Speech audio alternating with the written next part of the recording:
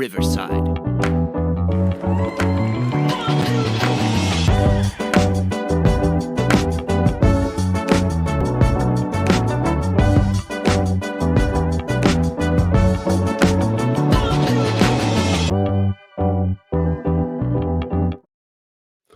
What's up, everybody? Welcome to Live from the Bench. It's your boy GQ, and you're here with me and Boulevard.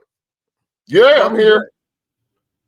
I'm hyped. You know me, I'm always hyped. Energy's always flowing. Yeah, got that electricity coursing through my veins. I am ready to talk. It's been almost a week. I am built up some frustrations. Well, let's speak on something. Let's speak on some. Something. You know, this year has been kind of really weird. With so many NFL players decide they want to jump on the podcast wagon. Mm-hmm. And my head disappeared for a second. And one of those people who got on was, a guy who was irrelevant for the past year. Like, we haven't seen or heard from him in the past year, and then he decided to get on podcast. Julian Edelman. Ugh. Yeah, that guy. I remember that guy. Yeah, he says a lot of dumb shit. Julian Edelman took it upon himself to make a comment basically stating about teams not hiring Bill Belichick. It just tells me not everyone is about winning in this league.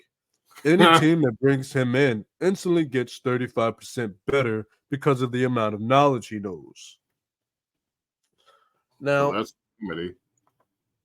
Yeah, it's stupid. I feel like he's just speaking on bias, and that's all it is. Because if knowledge was all he needed to win, how come he's not winning? How come he just had to leave his team? Like, you haven't won with the guy you picked. You're the guy who drafts players. You make the selections. So if he knows better, then why can't he win with Mac Jones? Why is it that he has not won without Tom Brady? I mean, that's the question that we need to be asking. There's a reason why they haven't won. It's because of the guy who's their head coach. It was Belichick. He was the problem. You haven't won with Belichick, so why would anybody else think if you can't win without Tom Brady? Why would anybody else think you can win with anybody else? Why would I want to bring you in there with a quarterback? Like, why would the Washington Commanders bring Belichick in when they have a young quarterback who hasn't developed or figured out who he is yet? Why would we want to take a risk on that? Like, Belichick can't do that. You can't bring that type of thing, and you can't bring his style of coaching into Washington. You saw what happened with Bieniemy. They didn't like how Bieniemy coached because they said Bieniemy was too rough, too aggressive as a coach. You think they're gonna bring Belichick in the way he coaches with his demeanor? No, it's not going to work. So if you want to sit there and say, "Oh, it's about the knowledge he knows," it's a lot of guys out here with knowledge that aren't head coaches. Like Jeff Stoutland been doing it for a while. There are a lot of people who got 20, 30 years of coaching in this league, and they haven't been head coaches yet. Knowledge ain't got nothing to do with it. It's about what you bring to a team. What type of when you whether or not you're willing to expand your scheme system, expand your system, develop your system, evolve your system. It clearly Belichick can't do that. And that's the reason why they have not won without Tom Brady, because Tom Brady was the best thing that happened to him. Them not having Josh McDaniels to hold his coattails, Clipboard? like, yeah, that too. It's like, get out of the way, Julian. For a guy who has that, like, you were very, like, you had a couple good years. Like, you were in the league for 12 years. 12 years you were in the league. Only 6 of those years were productive. Eat my ass. I don't want to hear from somebody like Julian Edelman. You give me 10 years of dominant years, then I'll listen to what the hell you have to say. I don't give a shit. Boulevard, please take it away. Okay. So we all know he's had some great success over this century, basically. But without Tom Brady, he hasn't had that same success. I believe his record's somewhere around 82, 84 wins and like 100 losses or something, somewhere around there. Either way, it's not good. It's at least 82 and 98. That's, after the last season included, he's somewhere around 82 and 98. That's not a successful coach. I mean, if you go back through his numbers over the years, he definitely only won 5 games a couple of those years. And, he's not the coach we want to believe that he is. He's not the GOAT. He's no Bill Walsh. He's no Shula. He's no Andy Reid even. He's barely a Mike Tomlin. What he was a dude who basically rode his quarterback to all of his success. Everybody kept talking about the Patriots way and all this shit. The Patriots way was wearing number 12. That was the entire Patriots way. Once he left, you saw that everything else was just a sham. I can recall one of them ESPN dudes a couple of years back talking about one day the truth will come out or something along those lines around Deflategate or something. He said there was a lot more to come out. I don't remember who it was or what it was but the point was, this whole time, we've been propping dude up and he's been a sham. He was a sham without Brady before, when he was coaching Cleveland, when he was coaching the Patriots before Brady showed up. And he didn't belong there. He wasn't a good enough coach at the end. He was not a very good coach. He was not a very good coach before Brady. That's what I'm trying to say. He's outside of the Brady years. He sucks. I don't know how to put it. I mean, he's not the guy. And right. I don't know how we didn't, all of us overall as a whole didn't know this before, but that's why he didn't get picked up, because he's never proven to be a good coach without Tom Brady. He's never been a winner without Tom Brady. Yeah, 100%. And I'm still getting the same feeling from a lot of people. So, but I want to jump back on Julian Edelman, because when certain people say certain things, you want to say to yourself, like, is the things that he's saying credible? Like, can I look at your background and actually be like, okay, I will listen to what you say. Julian Edelman is not one of those people, and this is why. Julian Edelman played from 2009 to 2020. Get him. So that means that's 1, 2, 3, 4, 5, 6, 7, 8, 9, 10, 11, 12. 12 seasons. In 12 seasons, he had 620 yards, 6,822 yards. 620 receptions, 6,822 yards, and only 36 touchdowns. Right. That's about on average, like 12, like 3 a year on average. 3 touchdowns a year on average. So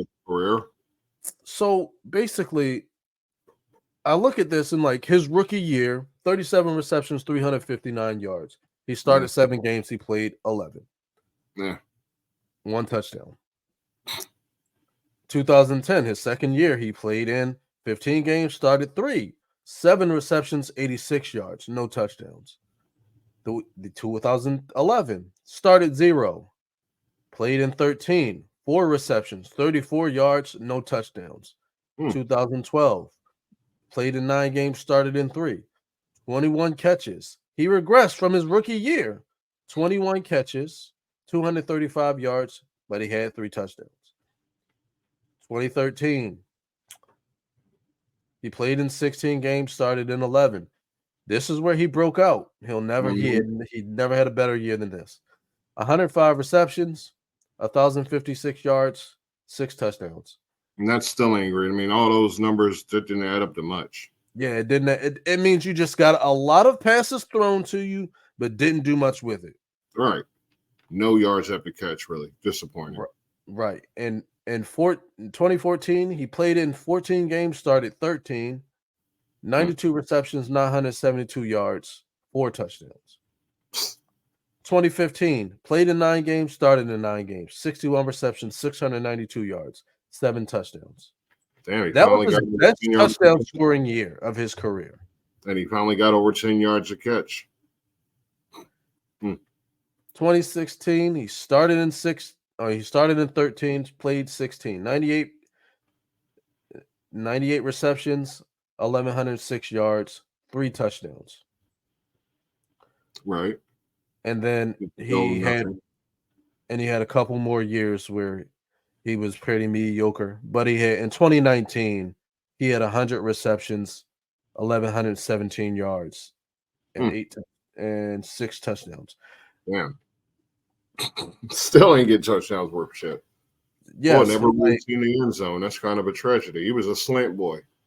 yeah, Jesus, to be make somebody who can come out here and just talk your shit, be somebody that's done something for you to talk that right. shit because I don't see anything. Like you look at guys like AJ Brown, look at AJ Brown's numbers. Like this guy is produced every year of his career. He's like, I don't know. I mean, I would love. I'll go and look him up. But look at guys like AJ Brown. Shit, He got you know, numbers here. numbers every year of his goddamn career. Mm-hmm. And So, but I mean, but yeah. and it's like there's a reason why you take certain people's stats and you're like, okay, I'm gonna listen to what the hell he has to say. AJ Mm-hmm. Brown. Let's look at AJ Right. Brown's career. Mind you, he's played in 5 years. He's played 5 years, mind you. Only 5 years. And he's only 900 yards away from Julian Edelman's 12-year career. Jeez. That says more about Edelman than it do about Brown, don't it? Yes. Injury prone. He wasn't always available. Maybe his numbers would have looked a little better if he was, but I can't imagine they'd be that much improved because he was not a touchdown machine. He was just out there to just get the ball and go down. It seems maybe he'd get a few yards here and there, but I mean, he was not the guy that should be out there trying to talk shit about anyone or trying to put anyone up on a pedestal when even under Belichick's leadership, Edelman himself was mediocre. Yes. So, I mean, you're 100%. saying the guy's praises, but you had 2,000-yard seasons with him in many years. So, how much did he help you? Right. And it brings that point. Like, what's the title? What is episode? It's just 2024 is the year of Dick Eaton. And I think that's exactly what Julian Edelman is doing right there. I feel like he's trying to dictate so he can be relevant. He's trying to stay attached to something else because Belichick has moved on. Belichick took the defensive coordinator in Washington. I believe it was Washington, University of Washington. He's the DC there. Oh, that's Steve Belichick.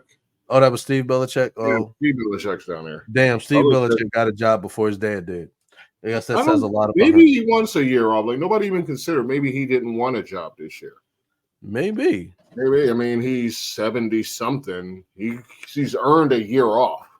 If he decided to come back, I mean, there's no reason for him to come back. The game has passed him by. His ideas are already out of date and out of no style. Evolution whatsoever. Yeah. I mean, unless you can catch up to the offenses of today, then you don't even need to be coaching a defense.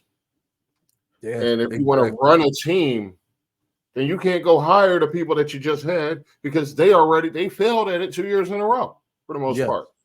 You make numerous bad coaching decisions at the end, reeking of desperation, just trying to find anything that'll work. But he's out there with Mac Jones and expecting to win anything. So I don't know. Maybe he might have still had something had he had a worthy quarterback, but having a worthy quarterback's the only thing that kept his career going. So maybe in the long run, he just wasn't that good. 100%. And that gets me on. It like gets me to move on to the next topic when you discuss coaches. I mean, people who are just dick eating the world. Like you got guys out here like because it's like podcast culture now. Everybody got a podcast. Everybody got something to say. But here's my thing. If you got something to say, please be relevant.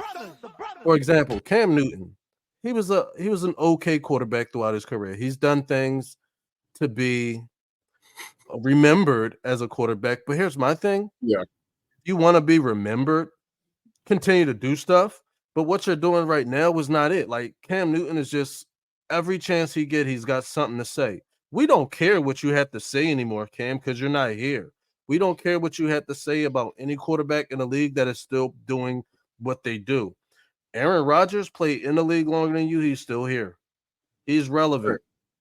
Like we may not like him. We may not agree on how he performs, but guess what? He's still relevant. we'll still listen to what the hell he has to say. But Right. I don't want to hear from Cam Newton. I don't want to hear from any of these guys. And if you're actively playing the game, you shouldn't be on a podcast. But Cam, I don't feel like he's the source to be talking about the skill levels of other quarterbacks. Okay, some people would say he was a glorified running back. Some people would say he was not a very accurate quarterback. Well, everyone would say he was not a very accurate quarterback. Under 60% for his career. Okay? That's not starter level. He got an MVP with his legs. He got 15-1 with his legs and a standout defense. That was his peak. That was his peak. And he still tried to go a few years after that. The team that he carried to the Super Bowl didn't want him anymore. So we went to, I believe, the Patriots, and he couldn't perform there. And yet he's still out here trying to compare his skills under his own inflated ego, mind you, against Purdy, against who all did you say? He said Brady, Manning, and Breeze were game managers. mm-hmm. When their careers were 10 times more successful than his was. 10 times. And I had a discussion with Heisenberg about this. He had just as many weapons as all of those other quarterbacks did. He just did not evolve skill-wise. He did not work on his game. He did not do the thing necessary to be a good quarterback when your legs leave you. And that's 100%. Why he didn't make it. His accuracy never improved, and he never improved with his eyes. So that's why he's not in the league. For him to compare himself to any other quarterbacks when all of these quarterbacks have already surpassed him, that's just foolhardy. It's stupid. Like you're just talking out the side of your mouth, blowing smoke out your own ass. Just don't do that. You sound like a fool. Sure, it gets you attention, but it's negative attention. We're all laughing at the stupid shit coming out of a lot of these people's mouths, for that matter. Not just Cam, not just what to do. We were just talking about Edelman. Not just people will probably get into it. Like, it's just the way the culture is now. Everybody just wants to talk out the side of their mouth, just saying stupid shit that they can't even back up the words, but they sound good for a soundbite. Nobody's bringing it true like we do. We can back up our words. We don't just speak off opinions here. We research our shit. We know what the hell we're talking about. We don't have people in our ears. We don't have people typing out our fucking whatever you call it, the machine that runs the word teleprompter. We don't have any of that here. We bring you the real shit from a fan's perspective, from diehard fans' perspectives. So if that's what you want, then you come here. If you want somebody that's just going to say something stupid, you can go listen to Orlowski. You can go listen to whoever the hell we discuss here. You can go listen to Cowherd or Skip. It doesn't matter. But if you want the good shit, you come here. Live from the bench. Like, share, subscribe. Right. And yeah, if you're still watching at this point, why haven't you subscribed already? Go ahead. Seriously, hit the like button and subscribe. We'll wait. We won't even flood your shit. We'll be up like once, twice a week at the most. So, you know. And here's another thing, because you brought him up, and I had to talk about it because he irks my wife. Dan Orlovsky. Oh my gosh. The dude did. Oh my gosh. He performed well at the Pro Bowl. Oh yeah, that whole thing. Yeah, he performed well at the Pro Bowl, and he was like, yeah, feeling himself, and that's why Stephen A. and was it Chris Russo? I believe it was. Mm-hmm.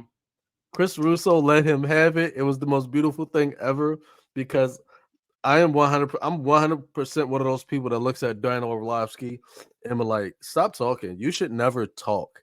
Like, I don't like when you got people who are just blatantly dog shit throughout their career, and then you try to make yourself look like you're like an expert. I don't think.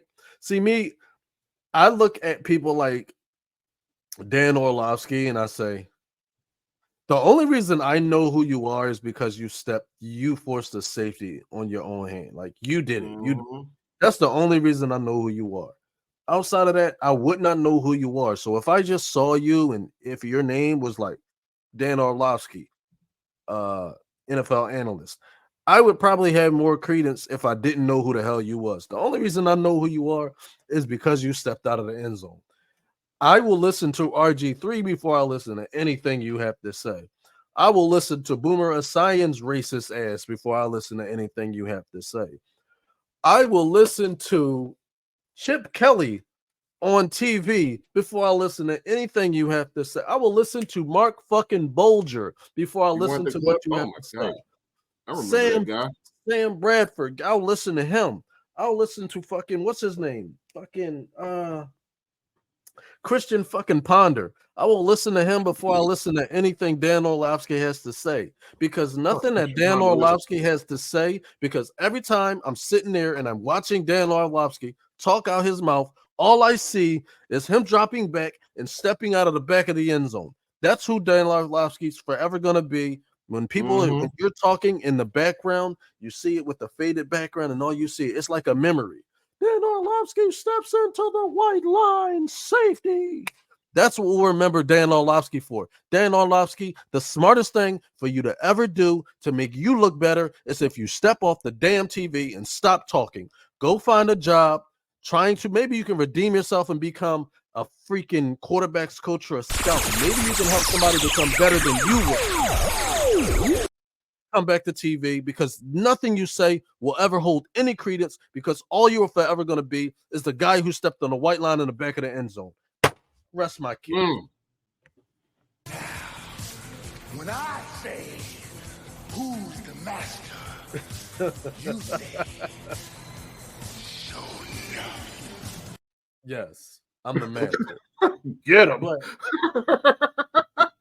I think we gotta pull back a little bit. All right, because I want to ask you something about one of them names you named. So I'm gonna hit him with a. After these messages, we'll be right back. All right. That's where we plug in our sponsors, but we don't have any yet. But right. Oops. Okay. You heard that? You said the name Mark Bolger, and this reminded me. Yeah, you know where I'm going. Of the Eagles' brand new hire. Was he a QB coach? Nussmeier. Yeah. What do you think about our offensive hires? Our new offensive staff that's developing.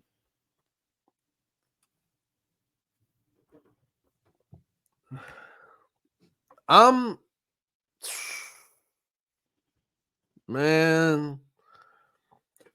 Now, this is what I'm gonna say. So we saw Jalen Hurts regress under Alex Taney. Mm-hmm. I just want to get all the Eagles fans prepared for this. Nussmeier will either be the best thing that ever happened to Jalen Hurts or the worst thing that ever happened. I'll tell you this right now. Eagles will either be 13-3 or the Eagles will be, 3-14. They'll be 3-14 or they'll be 14-3. It's just no in the middle this year, because Nussmeier is just one of those guys who's been a quarterback's coach and nothing more his entire career. And that says a lot about a person, because quarterbacks coaches are the first people to get picked for other positions. And if he hasn't been picked, that means he's probably been fired just about every time. Like every year he's like, you know what? You can go to this team. And I'll say one thing. He's always somebody who gets retreaded to get a quarterback's coach position, but he doesn't advance. A lot of it's bullshit. I don't understand that. And I'm on record not understanding how coaches keep getting rehired after they keep failing and failing and failing. Like how they keep falling upwards in the jobs. It doesn't make sense. Like this guy, I just brought it. Okay. His first coaching was in the CFL. QB coaching for the BC Lions, not when Flutie was there.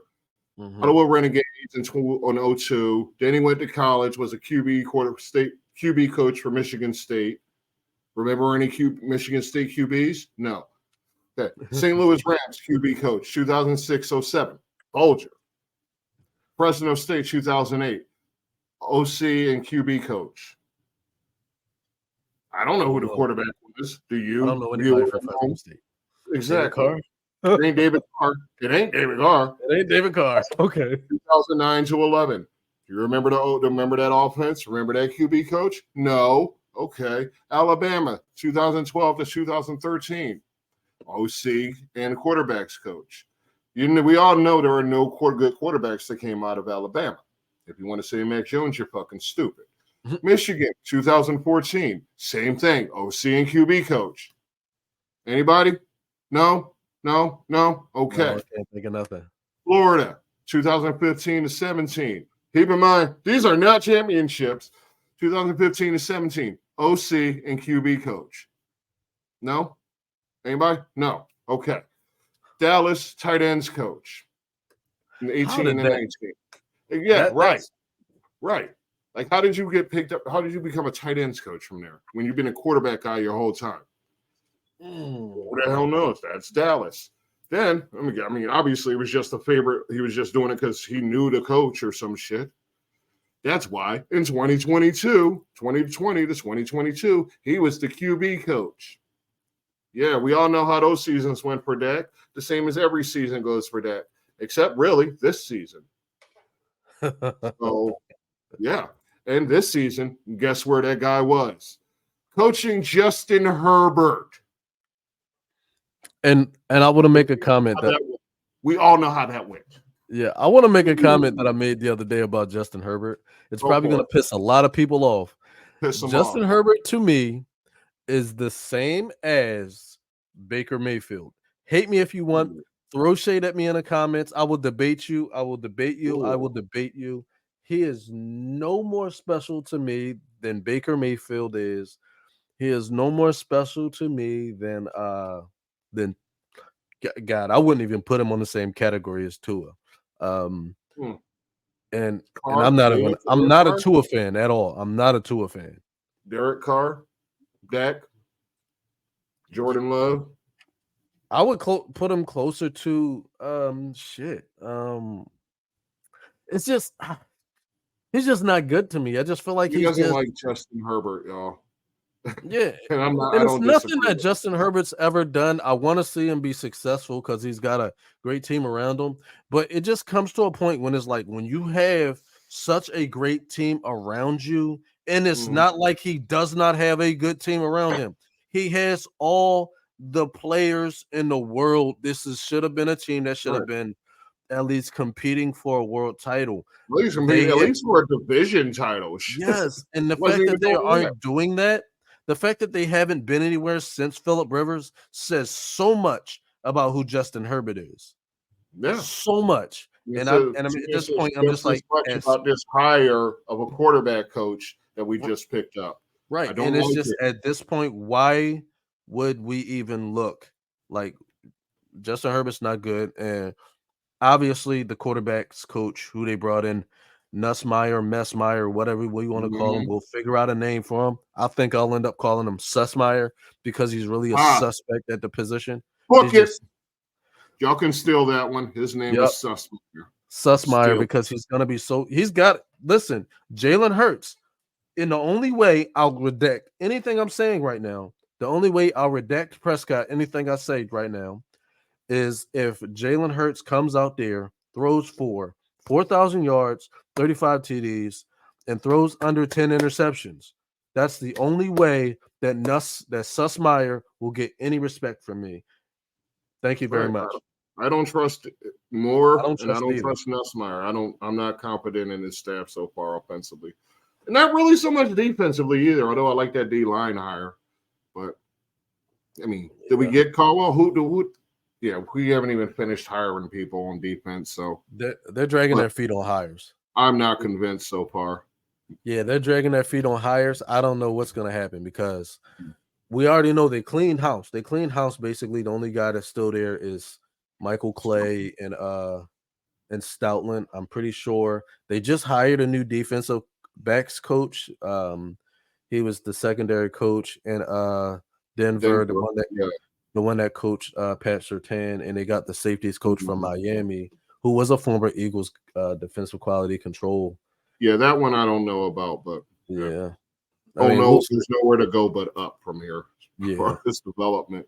Absolutely. And I'm really hoping, I'm hoping and praying that they actually get a better receivers coach. Not that AJ Brown and Devontae Smith need a good receivers coach, but the guys under them, the depth need coaching, and Aaron Moorhead was not doing it. I feel like Right. Aaron Moorhead was just, sitting there with his hands behind his back because AJ Brown and Devontae Smith didn't need as much coaching as the Right. other guys did. I What he feel was like not doing was developing backups he was not. for future starters. No, he wasn't. He was Nobody not. seemed to take that golden ring and take the step forward, take over that slot. No one did. That's on Yeah. Moorhead. That is on Moorhead. He absolutely should be Nick kick to the curb. I'm 100% just solid. saying. I'm just saying. The enemy's still out there.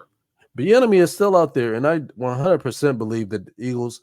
Now you know that the enemy is available. Go and get him. Go and get Just him. go Go get and him. get Yeah, him. you can find a spot for him, off assistant something, because I we're say putting too assistant much head attention coach, probably running back. at mediocre Kellen Moore, and we could stand to bring in another offensive mind that knows a thing or two. So make that phone call, Howie or Jeffrey or somebody. Make that phone call. Try to get the enemy in But because he's what got what rings, and rings matter. So Yes.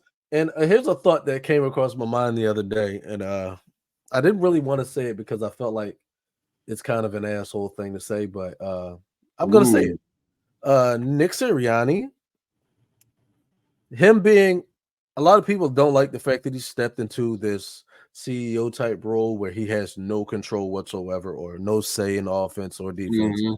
He has no say in the system. Now, this is why I think it's a good idea that he did that.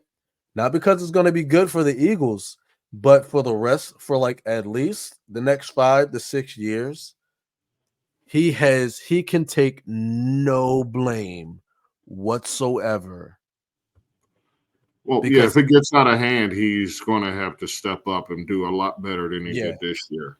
he's just as long as he's continuing to make better decisions than he made the previous year, the team, Lori and Howie will say you're fine. As long as they don't drop below 9 wins, they're going to say you're fine because that's basically what happened with Doug. The only reason they let Doug go is because he knew what he had to do to make changes and he refused to make changes. Hmm. Sirianni, they came to Sirianni, said Sirianni, changes need to be made. He said, I'll make them. What do you want me to do? And that's basically what it did. A lot of people are like kicking their Sirianni, say, "Oh, that's a bitch move. You basically relegated yourself to a puppet." Sure, but guess what? The man's gonna have employment for the next 5 years because every time the offense start fucking up, he got somebody to blame. The defense fuck up, Hmm. he got somebody to blame. They can't blame Sirianni because he has no control of it. He doesn't call plays.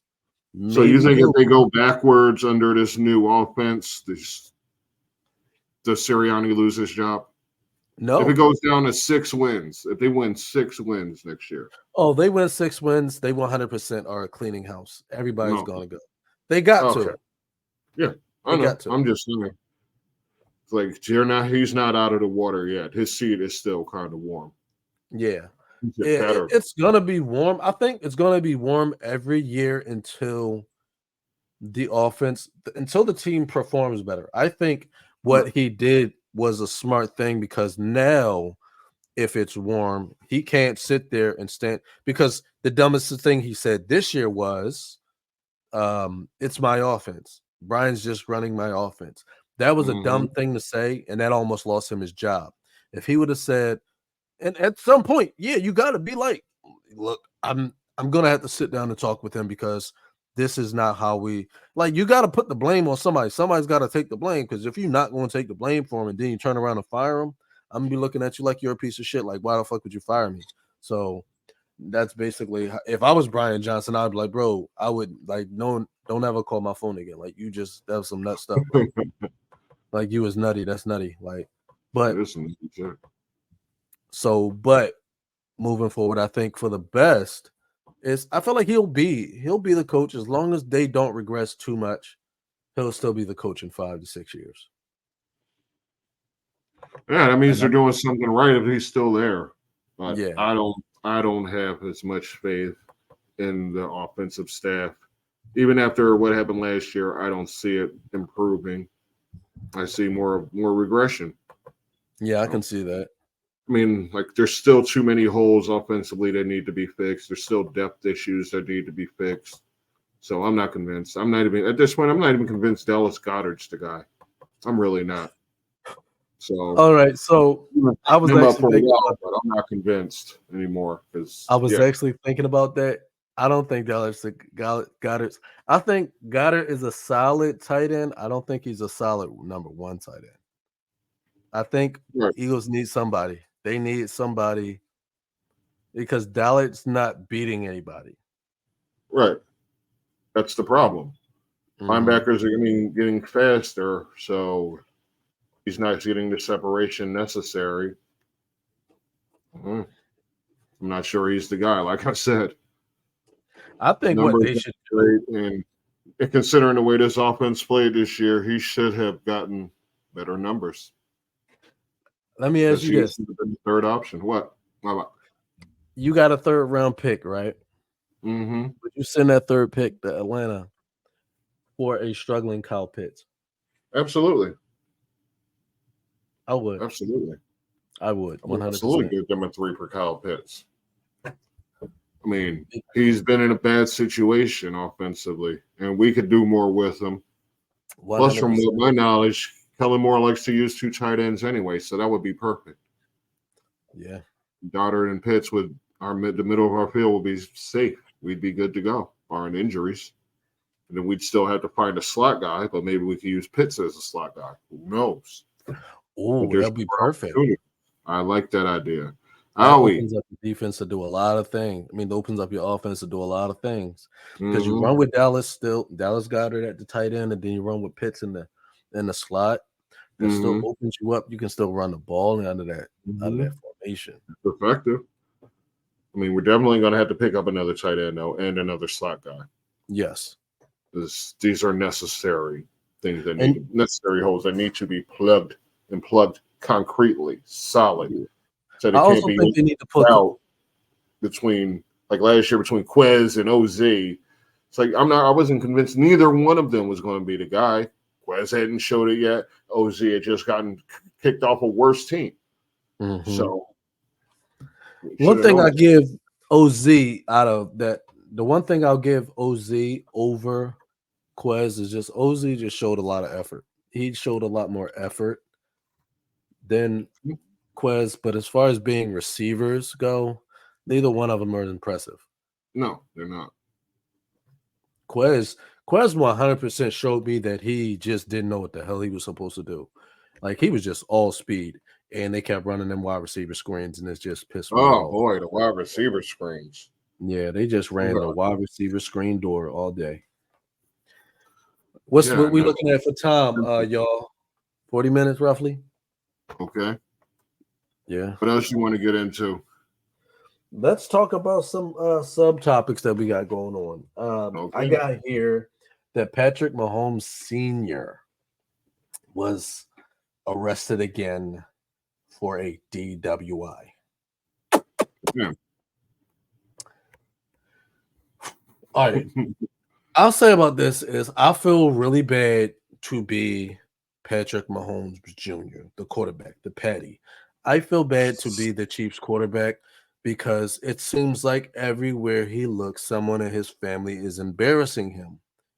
And it's either Brittany Mahomes and her attitude issues and her being just snobby, which we saw that at the basketball games and they were courtside. She showed how snobby she can be when she kept being on the phone and Pat was like, yo, put your phone away. I get it. Like you want to go out with your wife and all they want to do is sit on their damn phone the entire time. I'm gonna tell you to put your phone away. No way. Women do that. No. Like we're at a basketball game, courtside seats, and all you want to do is sit on your phone. You know it's they're kind of taking weird to the pictures. players. Like that shit ain't even impressive no more. Like, oh, we're just courtside at an NBA game. No big deal. Yeah. I'm gonna go look at my TikTok. And then By the way, y'all Jackson, check out our TikTok.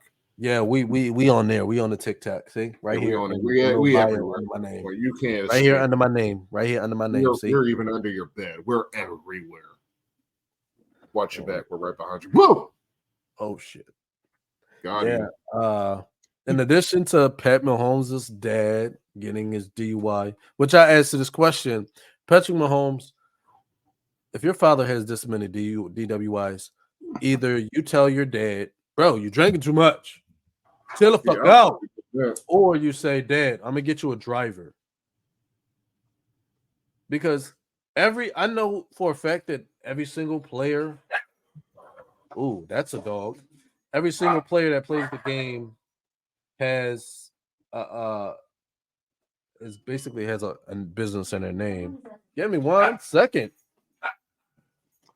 Well, I think what he was trying to say was every NFL player has access to someone that they can call in case of emergencies to come pick them up or something of that sort.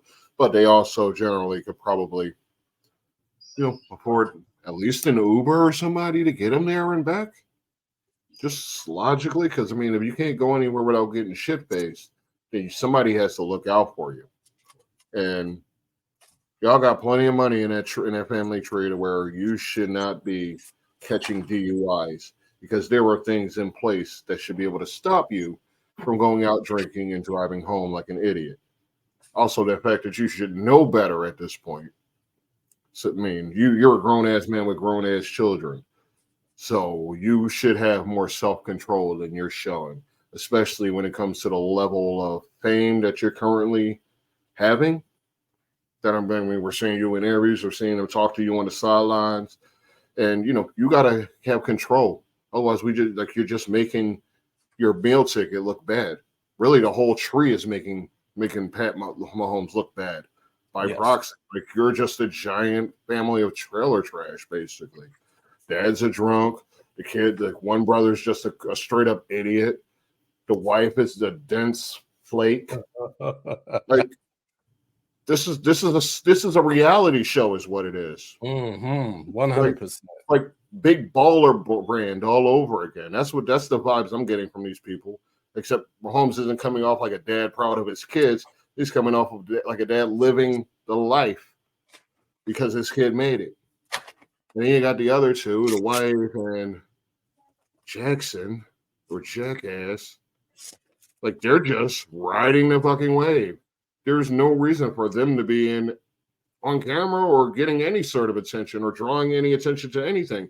They should just be in the background where they belong, quiet as is kept, not getting into shit. Because everything y'all do comes back on him. So stop fucking up. Yeah, Stop and I because you're not getting the blame for it. He is. He's Yeah. getting all the attention for it, but you're doing the dumb shit. You're missing out on. You're not being accountable for your own shit, and he's getting blamed for it. Be responsible. Use some damn sense. Don't be a bitch in public. No, that's how I feel. Have more common fucking sense. Yeah, 100%. I agree with that. It's just it got to come to a point where you have to be it's like you're the CEO of a brand. That's basically what Pat Mahomes is. Pat Mahomes is a brand in and of itself. So that means anybody who carries that name, Mahomes, is going to be tied to you. Like forever, people who carry our namesake will be tied to us if we become a big brand. So it's like anything tied to you, anything like your employees, you're the CEO of a company, your employees act up. They're not going to say blah blah blah employee. They're going to go right to the person who owns that business and they're going to say, let me hear what you have to say in regards to this. So I feel as though Pat Mahomes, you have to do some, you have to sit down and be the head of the table of the Mahomes family. Sit down with everybody and be like, listen, you're going to make me look bad. You're destroying things for my brand. I am going to start making some changes, and this is how you guys are going to do. Dad, if you want to drink, drink, but you are not allowed to drink without having someone drive you. If nobody can drive you, then you can't go out drinking. If you go out drinking, I'm cutting you off. Boom. Brittany, Act like you belong. Act like you know what you're supposed to be doing. Act like you know what it's like to be in the spotlight. Yes, you get to hang out with Taylor Swift. Act like look at Taylor Swift and look how she acts in public, and why don't you mirror her? Look Right. at Kelly Kelsey or Casey Kelsey, Jason's wife. Look at Yeah. how she carries herself. Listen, I don't know a single person in the world that don't look at her and say, that's the woman I want to come home to, because she's just not out there making a fool. She does not make her husband look bad at all. At So all. mirror her, mirror that. Like, if you guys are out here and embarrassing me, you need to go out there and check yourself, because look at Jackson Mahomes. If Pat Mahomes has not already said the hell with him, then he's wrong already. Like, you start effing up, I'm gonna have to cut you off. You're not a part of this brand. That's You where it's are, getting to. yeah, like you gotta excommunicate certain people, Right. because it's like you destroying things for me. You destroying my future. I got kids. Like one day, like my kid is gonna be like, yeah, I saw this on the news. Uncle Jackson touched that lady. Mommy out there looking like a crazy person. Daddy was drinking and That's a crazy grandpa was person. drinking and driving. It got to come to a point where people got to start. You got to do what's best for your brand, because at the end of the day, that's all you are. That's Yeah. all you are to the sponsors. And then once your brand is like no longer attractive to the sponsors, then your brand is nothing. Mm-hmm. So You're absolutely right. You hit all of that So- right on the fucking head. yeah, so I'll move away from, and let's go to, we're not gonna get too in depth on this one, but we just want to make an announcement about it because I think it's pretty productive. Mhm. University announced, well, not Dartmouth announced it, didn't announce it, but it was basically came out that Dartmouth is basically considering or registering their student athletes, as employees, which employees at the university can become unionized. The reason why I think this is a good thing, because I've always addressed how NAL is very unfair, and I feel as though if you employ if you have your athletes are considered employees at your university, that takes away so many issues, and it's so much fairness that people not only feel good about representing your university, people are less likely to transfer out of your university. It's just so many good things that can come out of that. I feel like in a future episode we'll have to dive more in depth into this, but I think Yeah. it's a major step for college sports, and that's my take At on it. least the Ivy League, yeah. At least Ivy Sports. Because players don't get scholarships there. There were Yeah. no athletic scholarships to Ivy League schools. And they're all like privately funded, but they have they have like hundreds of millions of dollars and whatever. I can't remember the word I'm looking for, but it's all their coffers basically. So they can afford to do this. They could have been afforded to pay players. And frankly, if the NCAA hadn't been such an asshole over the last 4 generations, players should have been getting paid, or at least been employees of the university, as what they do brings revenue into the university. So for that alone, they should be considered employees, since their job is to produce revenue and play sports to benefit the school. They're employees. They work for the school. Their job is to benefit the school. They're employees. They used to say, oh, we pay them with a scholarship. No, you don't. Okay, I did that route. Ain't no player out there feeling like they're getting paid. They're all still fucking struggling. Trust me, I was one of them. That said, I mean, between this and the NIL deals, somewhere in the middle is the perfect medium. And I mean, it doesn't just benefit the basketball players or the football players, or to some extent the baseball track players. It will benefit all the student athletes, the ones in the sports you don't see on TV all the time, like softball or field hockey, gymnastics, bowling. Yeah, there's scholarships for bowling, y'all. Believe it or not. There's got to be a way that this benefits all student athletes, because all student athletes are struggling at college when it comes to finances. I promise you. More or less so now. But before recent years, it was a struggle for every single student athlete. So there has to be a way that they find a medium. I don't necessarily mean the NCAA, but someone, some organization can fix these issues and find a way that players aren't pulling up in Lamborghinis to freshman year, but at the same time, they aren't struggling to eat, to go out and go shopping. You know, they don't have that struggle. There's got to be a medium. I mean, for one thing, if a lot of these players don't go pro in sports, they're going to go out in the real world anyway. So you might as well get them adapted to that they're employees, and employees have to behave a certain way. They have to meet certain levels. Okay? Come on. Yeah, and that's what I'm trying to say. I'm losing track of my words here. But I get it 100%. Because basically Dartmouth is the brand. Yeah. And Dartmouth, you got to make sure that these athletes are going out there and they're representing your brand, because these guys, they walk around, they got the Dartmouth on their shirt. They got to represent the brand. And the best way to do that is to put them in a position where they not only understand that they represent the brand, and they got to feel as though they're not above anybody else in the brand. So I like that, making them employees. It helps on both sides. I like it. Yeah. So definitely benefits broke ass college players, and they need it. I'm sure these Dartmouth kids, these Ivy League kids who don't get scholarships, have to pay out of pocket or grants and all that. They would love to have a steady income coming in for their efforts. So all right, let's close that out with we're gonna because we're gonna have an episode where we dedicate to Dartmouth. I think one last topic that we shout out Big Green.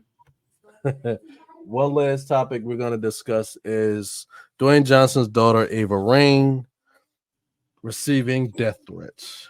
Now, I think it's too early. We don't have all the facts yet. We don't know what's going on. We don't have any of the letters. But I just wanted to speak on it. I want to say my piece. I feel like I don't understand why she's getting death threats. It's one of those things. It's like, I don't know. No, I'm just out of the loop. It's over. I don't know if our fans watch wrestling, but it's over that whole Cody, Roman, The Rock thing.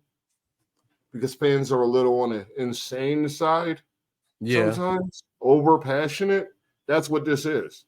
Like, they're fussing at her over shit. She ain't got no fucking control. She's like 21 years old and has no say in any damn thing. But y'all want to go attack her over some shit that involves like billions of dollars and trying to save a pay-per-view, like their biggest pay-per-view of the year, because the former owner of the company went off and screwed up $17 million paying for ass.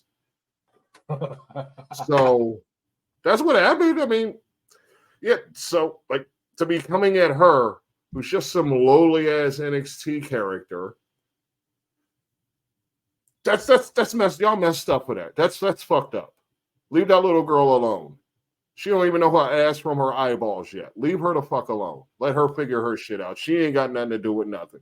What y'all mad at is shit that's way bigger than all of your imaginations, okay? It's above you. It's above your pay grade. Stop trying to make shit. Stop trying to force feed shit because it's what you want. That ain't the way the world works. You don't get what you want because you want it. If you did, WWE would be even worse because a lot of y'all are fucking stupid out there with your opinions and what you want. So let's appreciate that it's actually getting better. Let's appreciate that there's actually a story because that's what it is. It's a fucking story. It is. It's all storyline shit.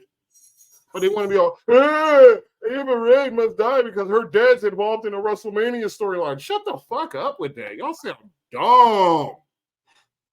Like, for real, man. Like, they do. They really do. They're always over the top with their fandom. They're like, yo, It's a TV show. Settle the hell down. It ain't even a good TV show. It ain't The Wire. It ain't Breaking Bad. It's PBS. So settle the fuck down. Damn. Like I could complain about wrestling fans all day. Y'all some fools. Canton, this is awesome. When motherfuckers just laying down in the middle of the ring, just shut up. That should be pissing me the fuck off. I don't like y'all. I don't like none of y'all wrestling fans out there. Y'all stink too. Just want to put that out there. All of y'all got body odor, and you need to work on that before you go on the internet talking shit about anybody that's in the death threats. Go take a fucking shower. I can see it in your fingernails. Yeah, you wrestling fan, you. I'm talking to you, you fat bitch. Yeah. All right, ladies and gentlemen, we are having a ball, but I think it's about time we end the video. Before we end the video, make sure y'all take the time to like, share, and subscribe, or I'm gonna have to yell at you. I'm gonna wag my finger. Yeah, and we're all not gonna get what we want. We can't. No, Nothing is always gonna go our way. Like No, I didn't make the pros. Boulevard didn't make the pros. Like I mean, we can't all be starters. I don't know. I say that every week, but there's always one place for people who can't start. Boulevard, can you please let these people know what they can do?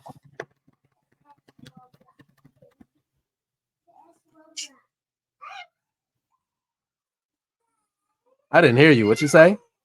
I said